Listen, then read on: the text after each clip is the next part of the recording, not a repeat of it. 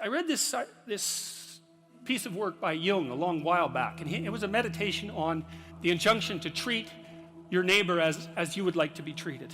And what Jung pointed out, which I really liked, was that wasn't an injunction to be nice to other people. It was an invitation to reciprocity. It was something like this. It's like, you should figure out how you would like to be treated, like you were taking care of yourself. It's like, imagine you had a child that you really cared for, and someone said, well, people will treat this child exactly like you want them to, but you have to figure out what that is.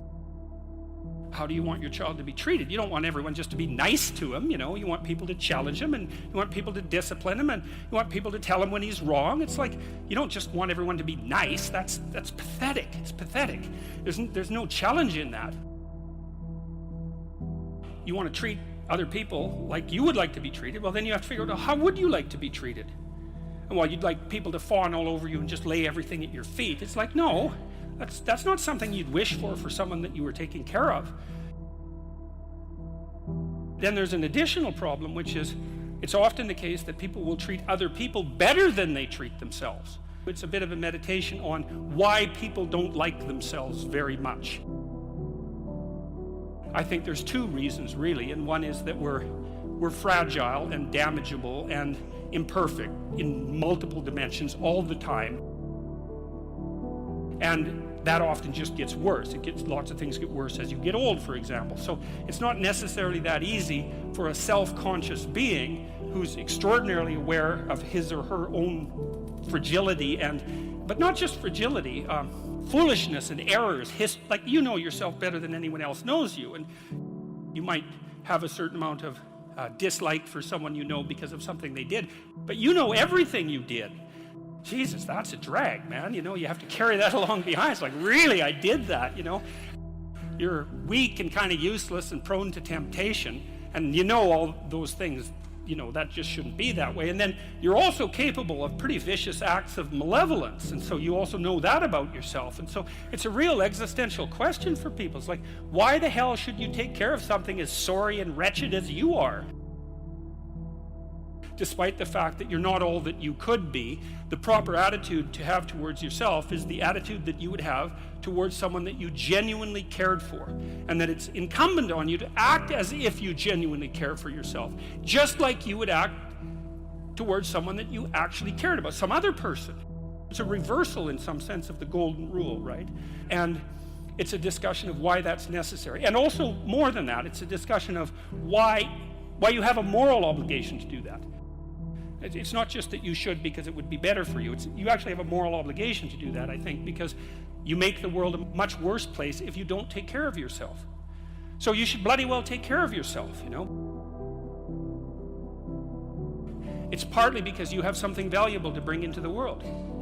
That's the thing about being an individual. It's the thing that Western civilization has always recognized, that as an individual, you have a light that you have to bring into the world, and that if you don't bring it into the world is a dimmer place, and that's a bad thing, because when the world is a dim place, it can get very, very, very dark.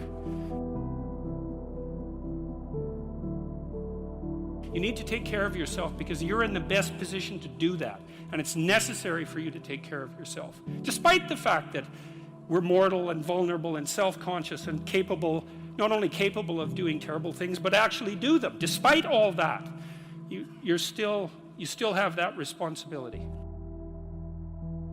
I wanted to, hit the question as hard as I can to try to figure out, well, why people are contemptuous of themselves.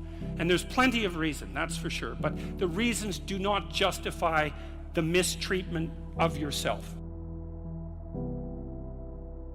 Make friends with people who want the best for you. And that's a meditation on my own childhood and adolescence to some degree.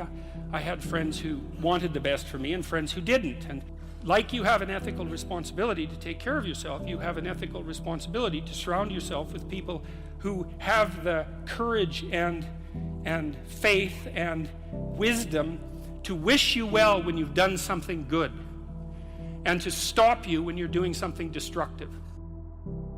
And if your friends aren't like that, then they're not your friends. Be careful about whom you share good news with. A friend is someone you can share good news with, you know. You go to them and you say, hey, look, this good thing happened to me. And they say, look, I'm so happy that happened to you. Like, way to be. And they don't think, God damn it, why didn't that happen to me? And like, you know, you didn't deserve it. And here's a bunch of reasons you're stupid and why it won't work. It's like, that's not helpful. You know what, the other thing people are doing if they're trying to drag you down, let's say, is they're trying to see if you'll put up with it.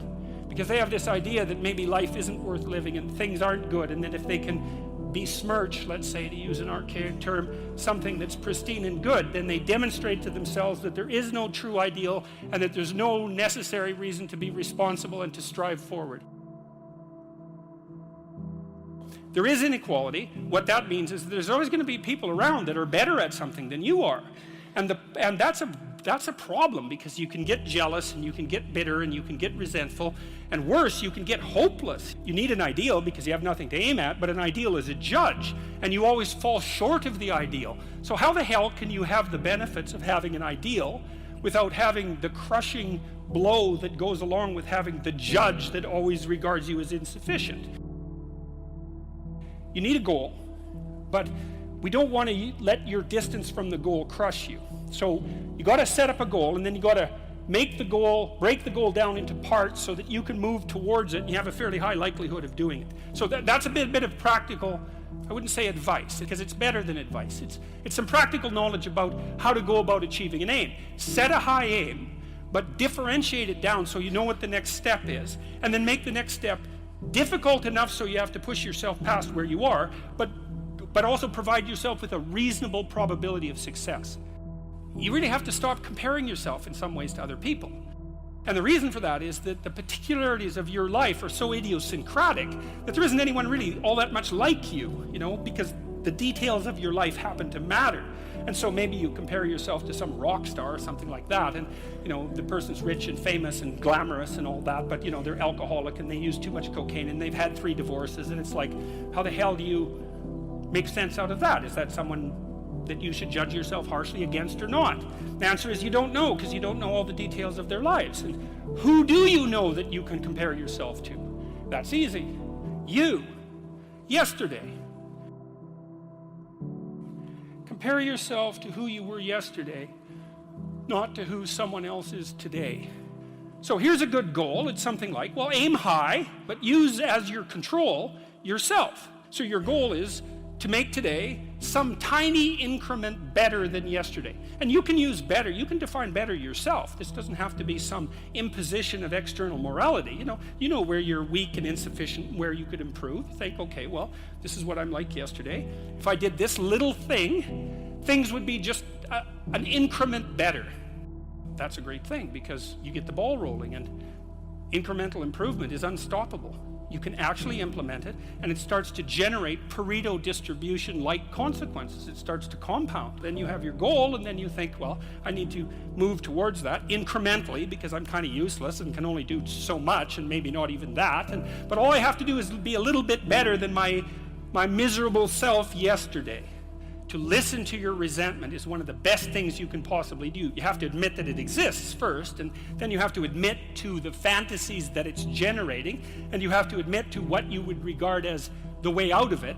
So that's all very difficult, because it means learning things about yourself that you probably don't want to learn. But resentment only means one of 2 things. It means either like shut the hell up, grow up, quit whining, and get on with it.